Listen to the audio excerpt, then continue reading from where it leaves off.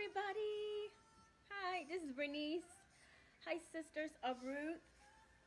So anyway, today is my testimony day. So today we do testimony Thursdays for Sisters of Ruth. So I just want to welcome all the new ladies. Thank you so much for joining Sisters of Ruth. So I'm giving my testimony. I see somebody's on. I'm giving my testimony today, and so I just want to welcome all the new ladies. Thank you for joining, and I hope that you will be blessed and you'll be edified. So today I'm giving my testimony, and it's going to be short. So I'm going to read from Revelations 12:11. It says that, hi ladies. Hi Mary Jane.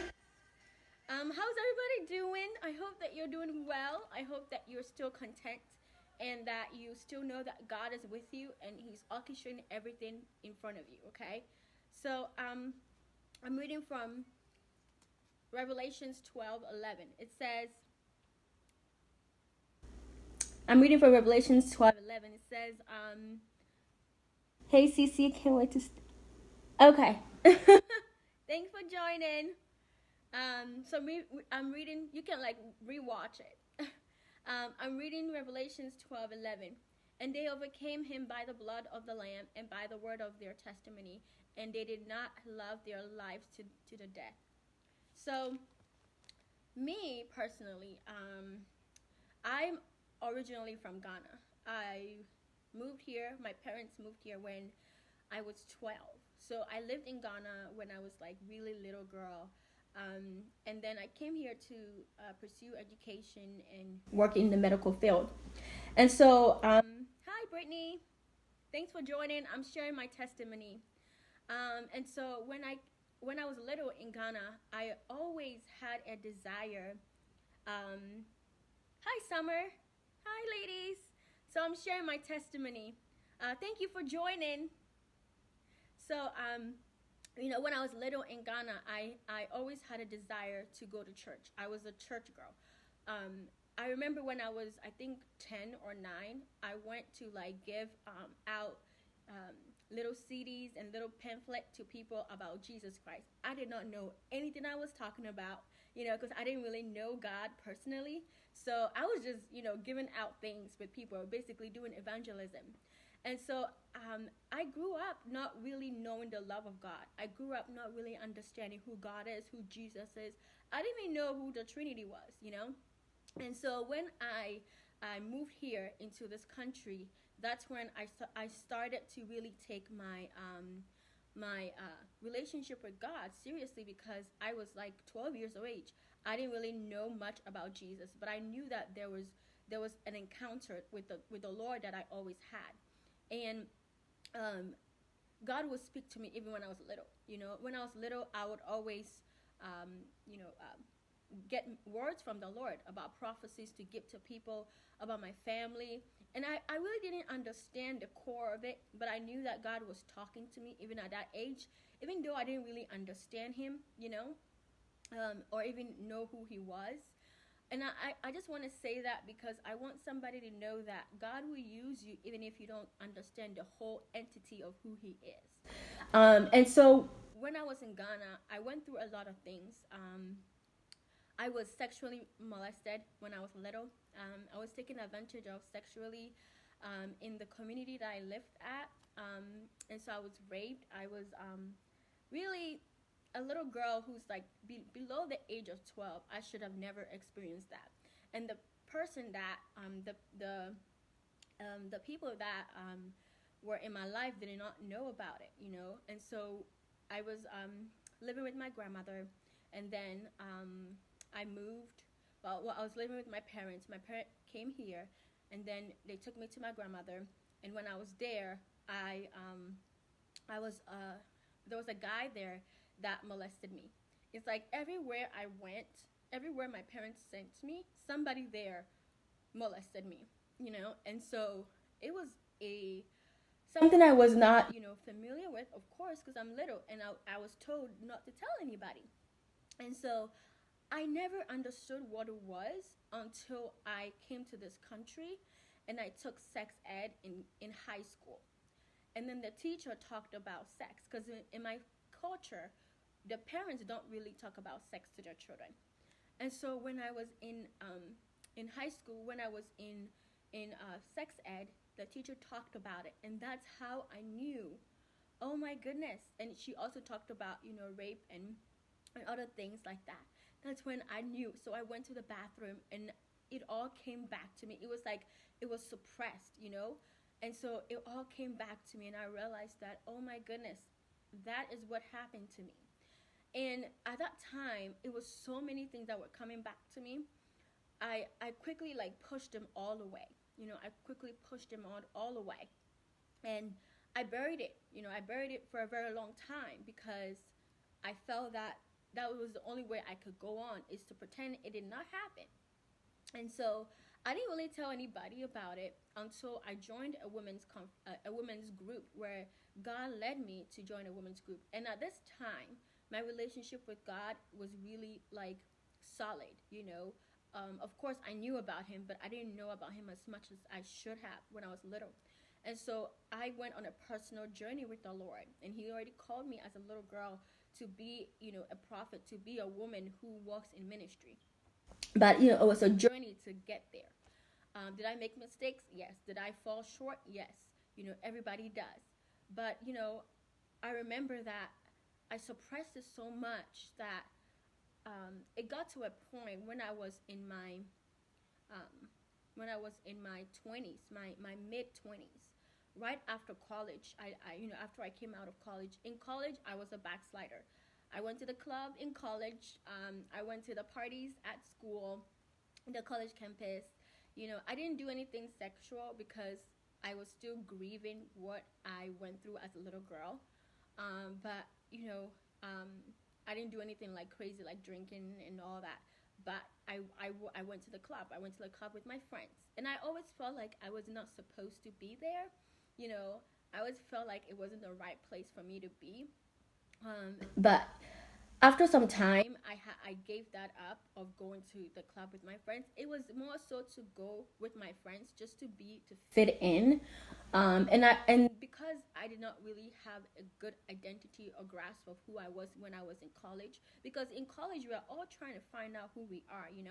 And so when I finally got to the point, like, God really loves me, when I got to that point of understanding the love of God, understanding who He is, it was like a switch in me, that the Lord was like, that's not who you are. That's not what I've called you to be. And so I let it go, and I've never been there before, again. So,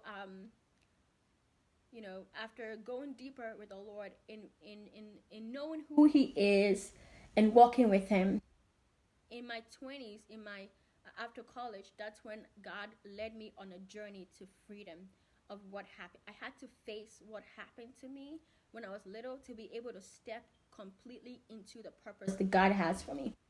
And so I remember there was a church that the Lord led me to, and they had a conference that helped people who have issues in their life, or have dealt with a lot of trauma and things that they've dealt with. So I went to that, and that was a process for me to heal. And during that time, God really spoke to me a lot, and He really revealed Himself to me like I've never seen before. And that's what started to birth out who He wanted me to be for the long run, and completely step into my fullness, of who God has called me to be. And so after I went through the whole healing and being whole, I remember one night, God woke me up around 3:30. And if you're somebody who really prays a lot, God will do that. And He woke me up, and he started to talk to me about my life. And then he told me redemption conference. First he said redemption, and then he said redemption conference. So I went online looking for a redemption conference to attend.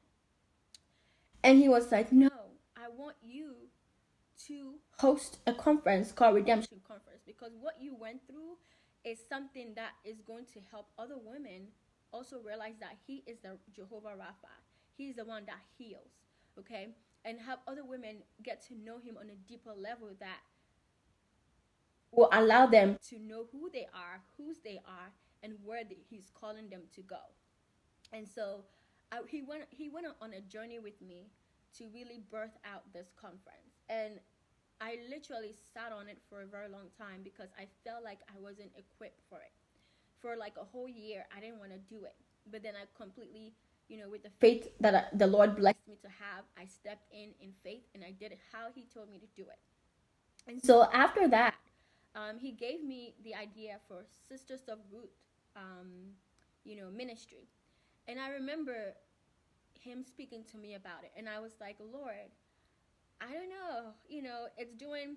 He literally gave me the idea. I think December or November or September of last year. He gave me the name, and he gave me the idea, and I birthed it out in March because he was really putting on my heart like this is the time that women need to draw closer together, even especially the fact that we were in coronavirus during that time, really really heavy.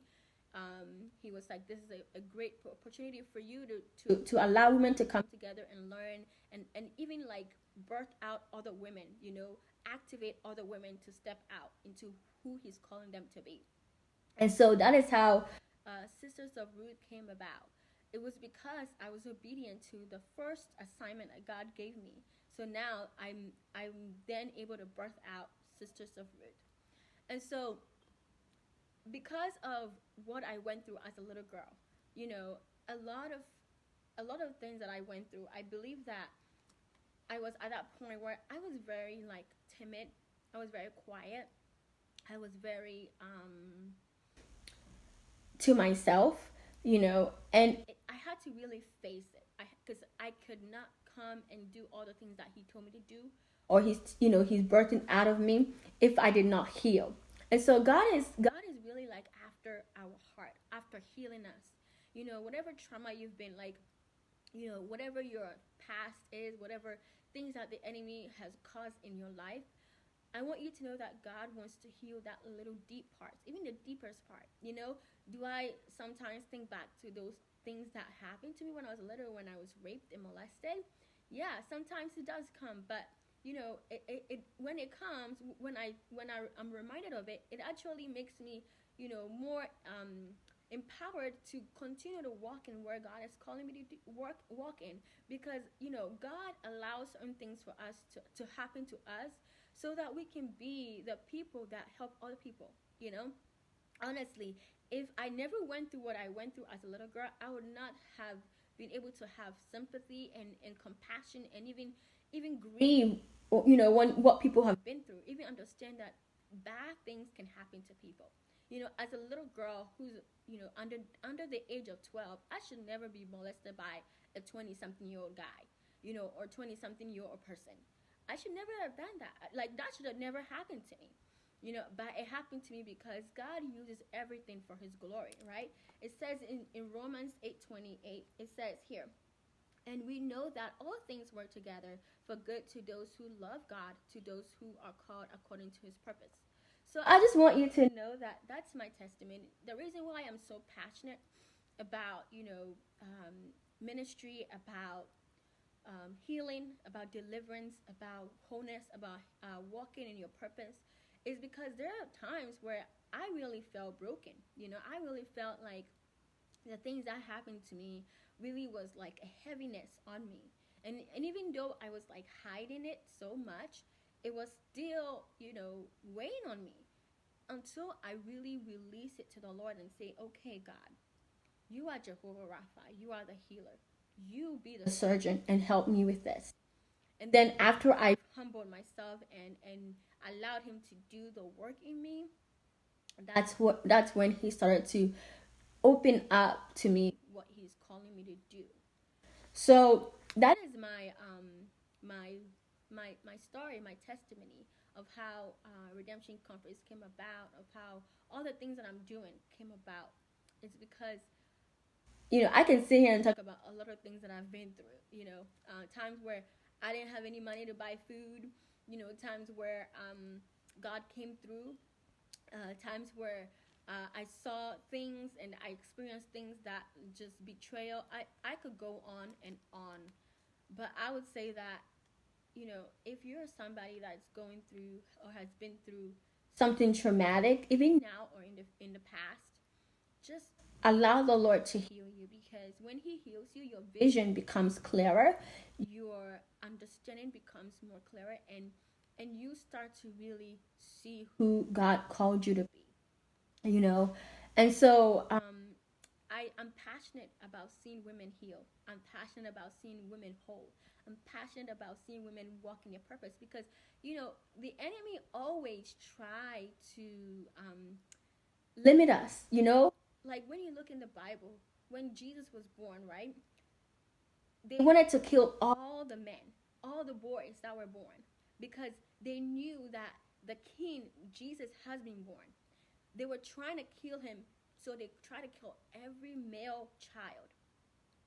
And that's the enemy's assignment, is to kill you before you can step into your purpose. He wants to kill you at a little age, before you can able to even grasp your identity, grasp who God has called you to be, and walk in it. Because if you know who and whose you are a weapon against the enemy. And so a lot of times I've seen that, the enemy tries to really like cause issues in people's life when they are young. You know, people find themselves in things that are really horrible when they are young, because that I feel like the enemy does that so that it takes them a long time to know who they are. You know, and so that was my case. The enemy brought men in my life that I've always wanted to have a brother. That was my desire. Because I have a twin sister, but I've never had a brother. So every time I would go around riding my bike when I was little, and and the men that were like a little bit older than me befriended me. I thought, oh, I have a big brother, but no, I had somebody who took advantage of me sexually, and I didn't even know what they were doing. And they told me not to tell anybody. So it was very traumatic when I saw, I realized what happened, because trust has been broken, and my view of security in a man was broken. But now I know that God is a God who who restored my vision, to know that there are men out there that will never do that care about your security, care about your happiness, care about your protection, you know.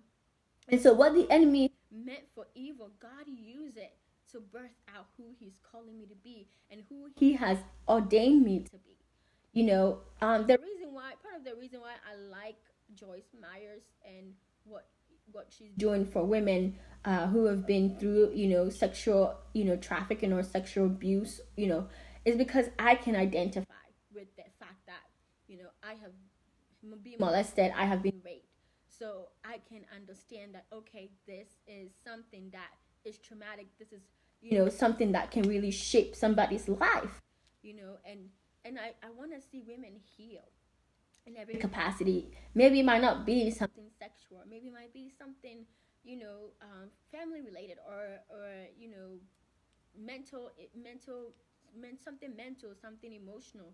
It can be a lot of things that the enemy would try to bring on. Even it can be physical, a disease that the enemy would try to bring on you when you were little, to not allow you to, or to try and stagnate you from going where God is calling you to be.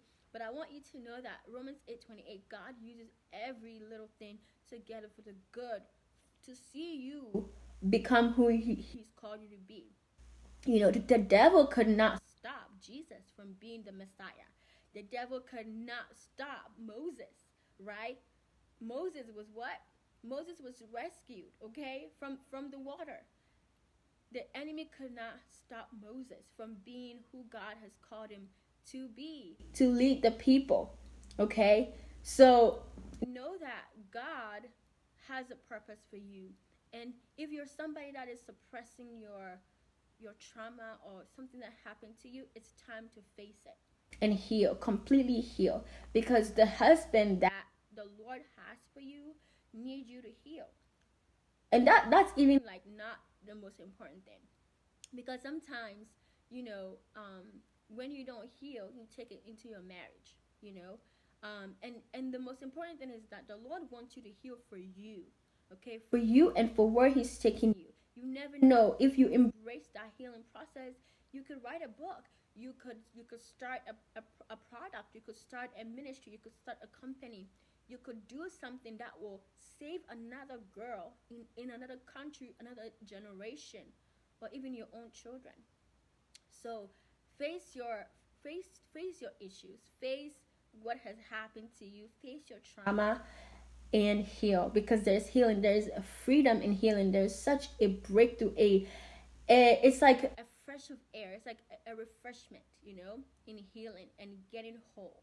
So that's my testimony of how God healed me from being a child that was molested and raped, and He made me into a woman of empowerment, a woman of grace, a woman who is in her calling to birth out everything, every single thing that the Lord has called me to do and has created me to do on this earth, to reach women and girls and help them become the fullness of who God is calling them to be.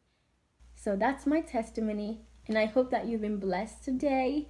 I hope that you guys have a great week. We have Antoinette Staples, one of a amazing, amazing speaker coming.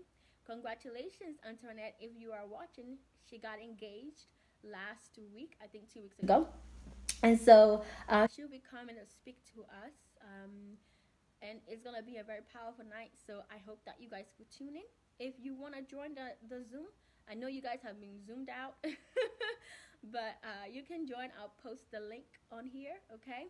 So thank you so much, and I want to say thank you to the ladies that came and gave their testimonies, because your testimony is basically your prophecy for somebody, else's difficulty or experience, because when somebody look at you and see what you have been through, they can then have confidence in the Lord and in what the Lord can do, and know that if you can go through it and overcome it, they can as well. So don't hide your I was gonna say don't hide your prophecy, which is like a testimony is your prophecy basically. Don't hide your testimony. Tell people about it, because when we do that, we punch the devil in the face. Amen. Amen. Okay. Love you, ladies. Thank you for tuning in. Thank you.